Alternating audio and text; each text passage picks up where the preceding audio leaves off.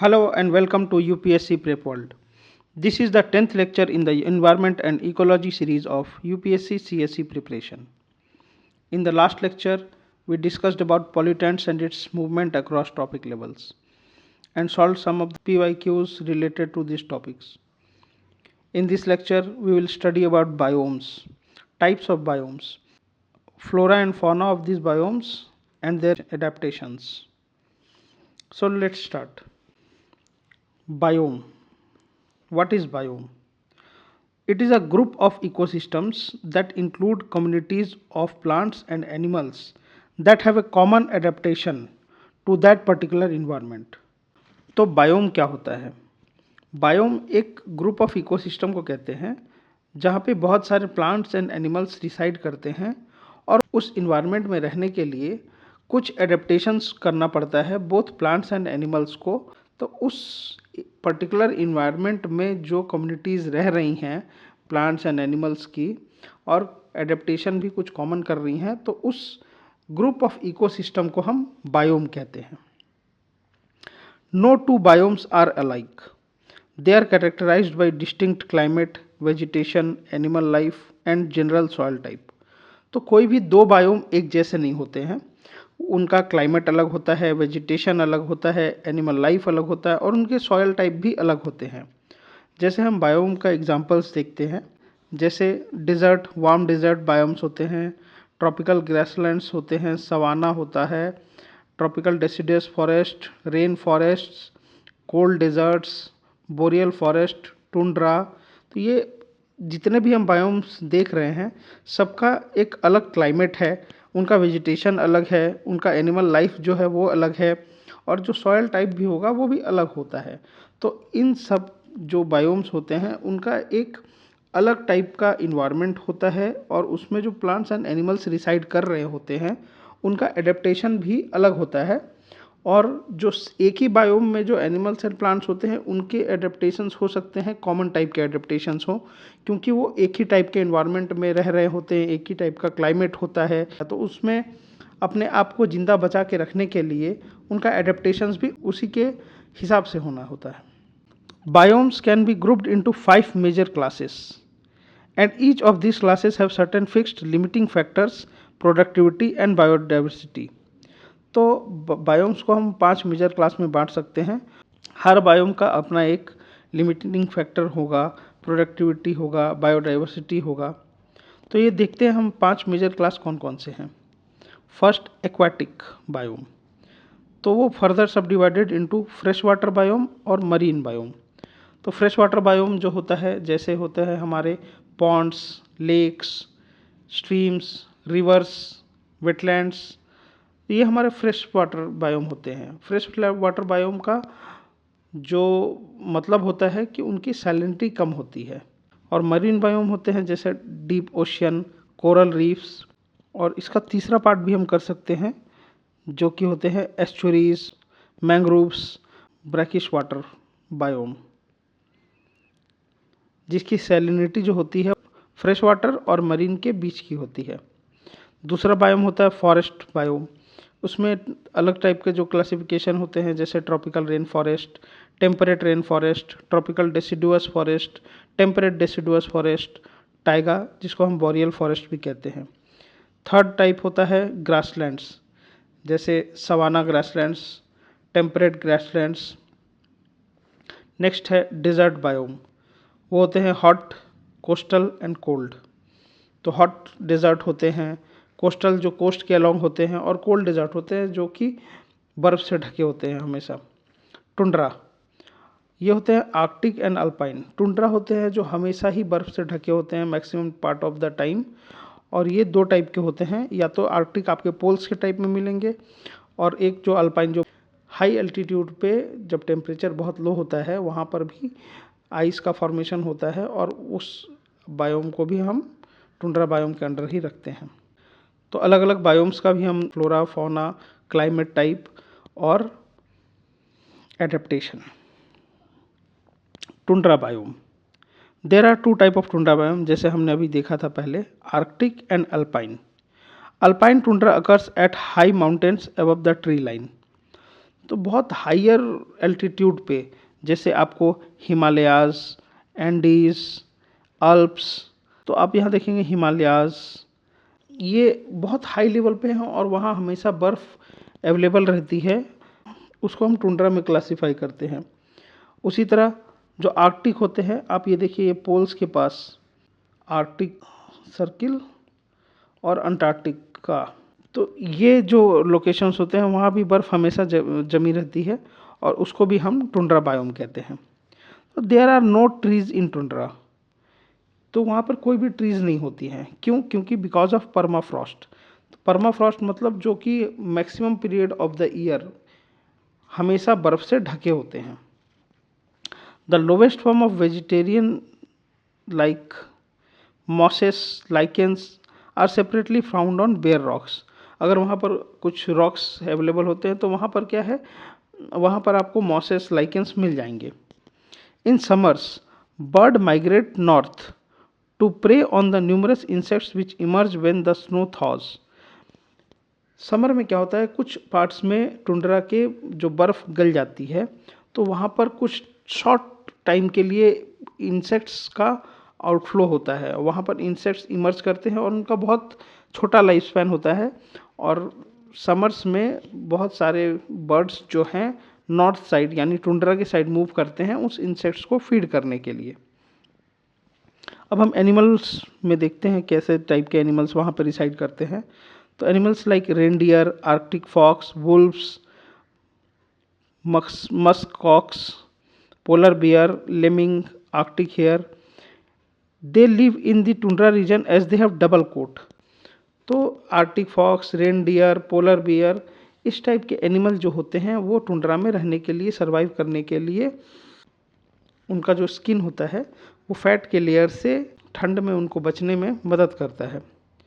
Mammals have large body size and small tail and ear to avoid loss of heat from the surface. आप देखिए ये animal जैसे ये polar bear है, इसका बॉडी साइज लार्ज है लेकिन ईयर और टेल बहुत छोटे होते हैं ताकि उनका जो लॉस ऑफ हीट है वो मिनिमम से मिनिमम हो पाए। Reptiles and amphibians are almost absent. Reptiles, amphibians ये सब जो कोल्ड ब्लडेड एनिमल्स हैं वो जनरली एब्सेंट होते हैं क्योंकि वहाँ के वो टेम्परेचर को अपने बॉडी को रेगुलेट कर नहीं पाएंगे और वो मर जाएंगे। अब हम टाइगा बायोम को देखते हैं जिनको हम बोरियल फॉरेस्ट भी कहते हैं। तो इनका लोकेशन टुंड्रा के जस्ट नीचे होता है। ये भी बहुत कोल्ड रीजन होते हैं और इनका भी स्नोफॉल और स्नो से काफ़ी इनका रीजन ढका हुआ होता है। These are cold regions with high rainfall, strong seasonal climates with long winters and short summers. तो अब देखिए इसका कोल्ड रीजन होते हैं, लॉन्ग विंटर होता है, समर्स बहुत शॉर्ट होते हैं। Boreal forest soils are acidic and are mineral deficient, यानी कि ये पुअर सॉइल होते हैं, ये डिवाइड ऑफ न्यूट्रिशन होते हैं। प्रीडोमिनेंट वेजिटेशन यहाँ पे एवरग्रीन कॉनिफर्स होते हैं सच एज स्प्रूस, फर, पाइन। तो आपने देखा होगा कॉनिफर प्लांट्स जो होते हैं, बर्फ़ जो इन पे गिरे तो बर्फ़ उन पर ज़्यादा टिक नहीं पाए और कॉनिफर्स इनको कहा जाता है, कोन शेप के होते हैं। The productivity of boreal forest is lower than any other forest ecosystem. Forest ecosystem कोई सा भी हो, चाहे tropical rain forest, tropical deciduous forest, temperate forest, temperate deciduous forest, इन सब से जो बोरियल फॉरेस्ट होता है उनका प्रोडक्टिविटी लो होता है क्योंकि यहाँ पर आप खुद देख सकते हैं लॉन्ग विंटर्स होते हैं तो यहाँ पे बहुत ज़्यादा सनलाइट भी नहीं आती है और प्रोडक्टिविटी जो होती है वो बायोमास प्रोडक्शन बहुत स्लो होता है। Animals found in this biome include Siberian tiger, lynx, bear, red fox, wolves. तो यहाँ पे एनिमल स्पीसीज मिलती है वो भी आपको जैसे Siberian tiger, wolves, bear, red fox, और उनका भी एडेप्टेशन मोर और लेस टुंड्रा के एडेप्टेशन जैसा ही होता है, ट्रॉपिकल रेन फॉरेस्ट बायोम। तो यहाँ पे हम देखेंगे इक्वेटर के पास जो भी रीजन है वहाँ पे क्या होता है कि बहुत ज़्यादा टेम्परेचर भी हाई होता है लेकिन रेनफॉल भी बहुत ज़्यादा होता है और इसलिए वहाँ पे ट्रॉपिकल रेन फॉरेस्ट हमें मिलता है। High temperature and abundant rainfall supports luxuriant tropical rain forest. तो ट्रॉपिकल रेन फॉरेस्ट जो होते हैं वहाँ पे हाई टेम्परेचर और बहुत ज़्यादा रेनफॉल होता है, इसलिए वहाँ पे रेन फॉरेस्ट मिलते हैं। The equatorial vegetation comprises of multitude of evergreen trees, mahogany, ebony etcetera. तो वहाँ पर एवरग्रीन ट्रीज हमें मिलती हैं क्योंकि वहाँ पे वाटर और टेम्परेचर का कोई कमी नहीं होती है, एबंडेंट सनलाइट भी रहता है और वाटर भी एबंडेंट रहते हैं, इसलिए वहाँ पर एवरग्रीन ट्रीज हमें मिलती हैं। इन coastal areas and brackish swamps the mangrove forest thrive.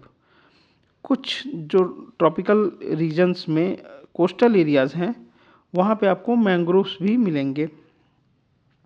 All plants and trees struggle upward for sunlight resulting in peculiar layer of arrangement that is called canopy.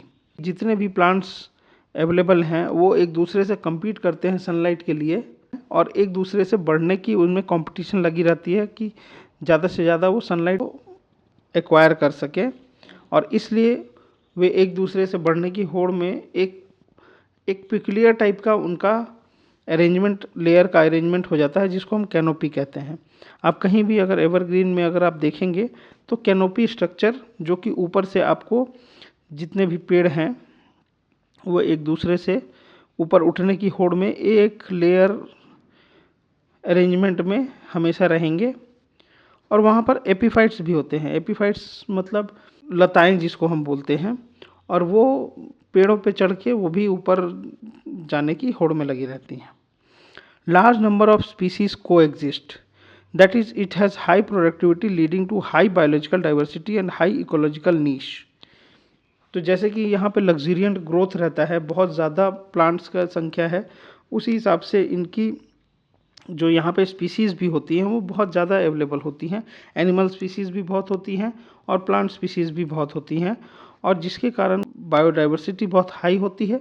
और बहुत ज़्यादा बायोडाइवर्सिटी एक ही जगह पे होने के कारण यहाँ पे जो इकोलॉजिकल नीश है वो भी बहुत ज़्यादा वेल डेवलप्ड होता है। इकोलॉजिकल नीश हम पहले भी देख चुके हैं।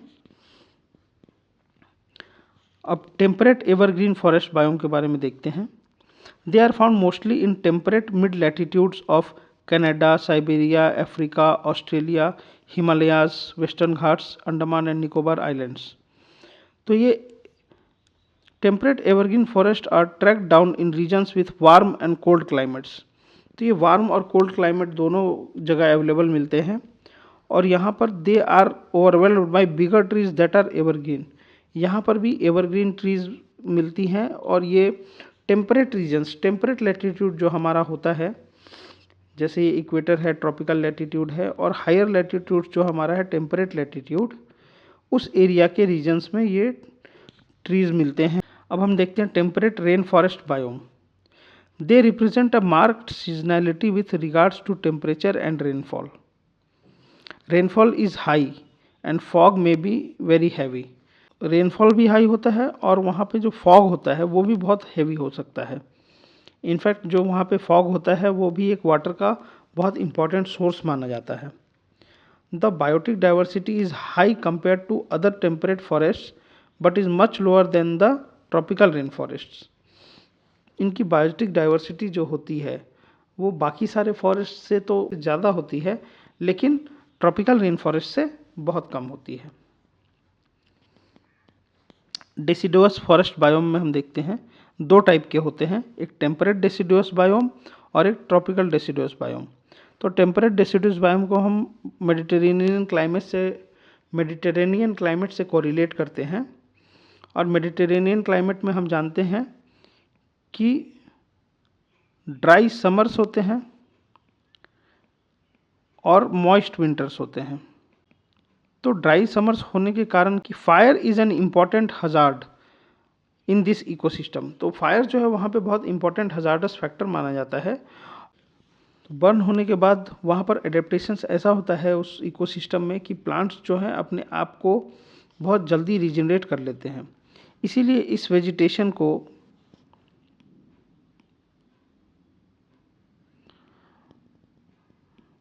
और फायर इतना मेजर फैक्टर होता है कि इस वेजिटेशन को पायरोफाइटिक भी कहा जाता है। पायरो मीन्स फायर और phytic means loving. Plants are in continuous struggle against heat dry air, excessive evaporation and prolonged droughts. यहाँ के प्लांट्स जो हैं वो हमेशा हीट, ड्राई एयर, इवेपोरेशन बहुत ज़्यादा इनका होता है क्योंकि ड्राई समर्स होते हैं, और ड्रॉट्स भी बहुत ज़्यादा, प्रोलॉन्ग ड्रॉट्स इनको यहाँ पे मिलता है। तो वाटर की कमी हमेशा रहती है, इसलिए ये प्लांट्स हमेशा स्ट्रगल करते रहते हैं वाटर की नीड में।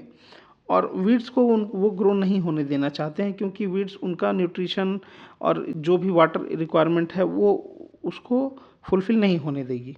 इसलिए यहाँ के जो प्लांट्स हैं, एलेलोपैथी, हमने देखा था allelopathy secretion of some harmful chemicals to weed other species. तो वीड्स जैसे एक प्लांट है वो आसपास के जो ट्रीज़ हैं छोटे छोटे या प्लांट्स हैं उनको ग्रो नहीं होने देना चाहते हैं, इसलिए वहाँ सिक्रीशन करते हैं केमिकल्स का, जिसको हम एलेलोपैथी कहते हैं। यहाँ के जो वैरायटीज़ हैं वो हैं ब्रॉड लीफ ट्रीज़ जैसे ओक्स, मेपल, आलमंड्स, इस टाइप के प्लांट्स होते हैं।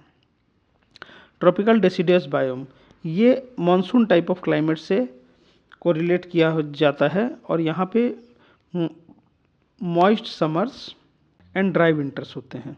Tropical monsoon forest are also known as drought deciduous forest, dry deciduous forest, tropical deciduous forest.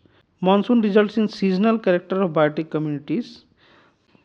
यहाँ के जो पेड़ पौधे हैं उनमें जैसे कॉमन है टीक, नीम, बैम्बू, सैंडलवुड, मलबरी, शीशम एट्सेट्रा। नेक्स्ट बायोम हम देखेंगे डेजर्ट बायोम। तो डेजर्ट बायोम हम देखिए मैप में देख सकते हैं कि कहाँ कहाँ डेजर्ट है। ये हॉट डेजर्ट एरिया है ऑस्ट्रेलिया में, अफ्रीका में, इंडिया के कुछ पार्ट्स में हॉट डेजर्ट एरिया है, और रशिया में आपको हायर लैटिट्यूड्स पे कोल्ड डेजर्ट्स मिलेंगे। तो deserts cover about 20 to 30% of the land surface.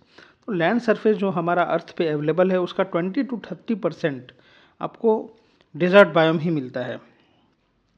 The predominant vegetation of both hot and mid latitude deserts is xerophytic और ड्रॉट रेजिस्टेंट वेजिटेशन। इसका मतलब है कि जो कम पानी में जो वेजिटेशन सरवाइव कर जाए उस टाइप के वेजिटेशन डिजर्ट बायोम में सरवाइव करते हैं।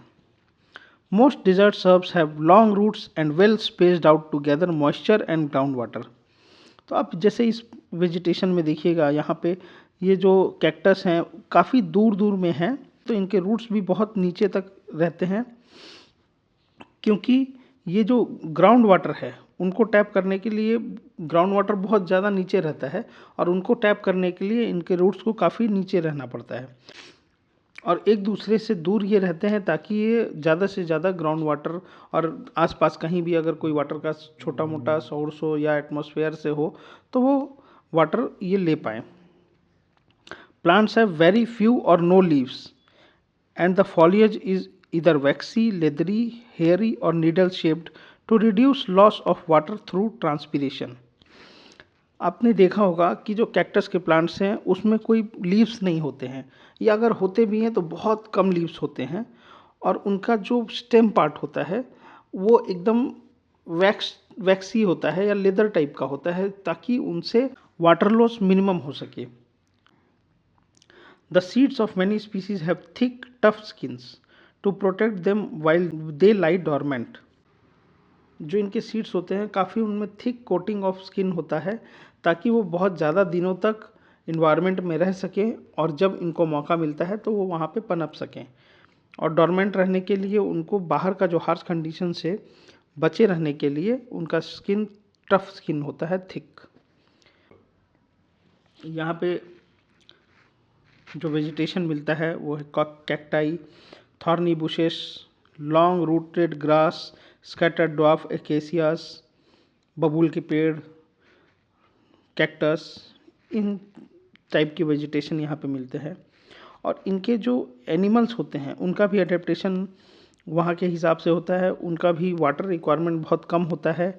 और हीट लॉस करने के लिए इनके देखिए जैसे हमने देखा था हीट लॉस से बचने के लिए पोलर एरियाज़ या टुंड्राज में उनके कान छोटे होते थे, यहाँ पे हीट बॉडी से रिलीज़ करने के लिए इनके कान और टेल जो होते हैं वो काफ़ी बड़े साइज़ के होते हैं। अब हम ग्रासलैंड बायोम देखते हैं। ग्रासलैंड बायोम भी दो टाइप के होते हैं, एक सवाना जिनको हम tropical wet and dry biome भी कहते हैं, और स्टेपी जिनको टेम्परेट ग्रासलैंड बायोम कहते हैं। Savanna landscape is typified by tall grass and short trees. Savanna biome में ग्रासेस जो होते हैं वो टॉल होते हैं और ट्रीज छोटे होते हैं, स्टंटेड ट्रीज होते हैं और ट्रीज की मात्रा भी कम होती है। ग्रासलैंड है इसलिए ट्रीज होते हैं लेकिन बहुत दूर दूर इक्का दुक्का ट्रीज आपको मिल जाती हैं। The trees are deciduous, shedding their leaves in the dry season to prevent excessive loss of water through transpiration.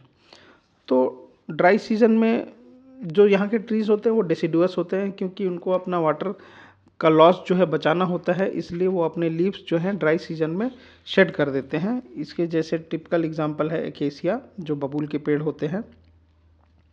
Savanna biome is rich in mammal, bird, reptile diversity, और इनको गेम बायोम भी कहा जाता है क्योंकि ये जो सवाना ग्रासलैंड्स हैं वो वहाँ पे मैमल्स, बर्ड्स, रेप्टाइल्स की डाइवर्सिटी बहुत ज़्यादा होती है और वहाँ पे जो हंटिंग ऑफ एनिमल्स, प्रीडेटर्स, ये वहाँ पे बहुत ज़्यादा मात्रा में पाए जाते हैं, इसलिए सवाना बायोम हमारे बायोडाइवर्सिटी के लिए बहुत इम्पॉर्टेंट बायोम माना जाता है। स्टेपी बायोम जो है हमारा टेम्परेट ग्रासलैंड बायोम है। यहाँ पर they are practically treeless and the grasses are much shorter and nutritious. तो इस बायोम में ट्रीज एकदम ही नहीं होता है और जो इनके ग्रासेस होते हैं वो छोटे और न्यूट्रिशियस होते हैं। और टेम्परेट ग्रासलैंड जो हमारे स्टेपीज होते हैं यही उनको क्लियर करके हम लोगों ने अपने जो फार्मिंग के लिए वीट ग्रोइंग एरियाज जो हमारे हैं वो मैक्सिमम आपको स्टेपी बायोम हमें मिलेगा। Polewards, an increase in the precipitation gives rise to a transitional zone of wooded steppes where some conifers gradually appear. अगर हम पोलवार्ड मूवमेंट करते हैं तो हायर लैटिट्यूड में हम देखते हैं कि प्रेसिपिटेशन बढ़ते जाता है, रेनफॉल थोड़ी बढ़ते जाती है और वाटर जैसे जैसे बढ़ते जाता है तो फिर धीरे धीरे जो हायर लैटिट्यूड में जाते समय, पोलवार्ड्स जाते समय ये जो ग्रासलैंड्स हैं वो कॉनिफर्स में ट्रांजिशन कर जाते हैं। तो ये हमने बायोम पढ़ लिया, बायोम के टाइप्स देख लिए और बायोम्स में कुछ एडेप्टेशंस जो एनिमल्स और प्लांट्स करते हैं वो भी हमने देख लिया। नेक्स्ट क्लास में हम कुछ स्पेसिफिक इकोसिस्टम्स के बारे में डिस्कस करेंगे, जैसे कि aquatic ecosystems, coral reefs etcetera. तो आज की क्लास यहीं ख़त्म करते हैं। Do like and subscribe UPSC prep world.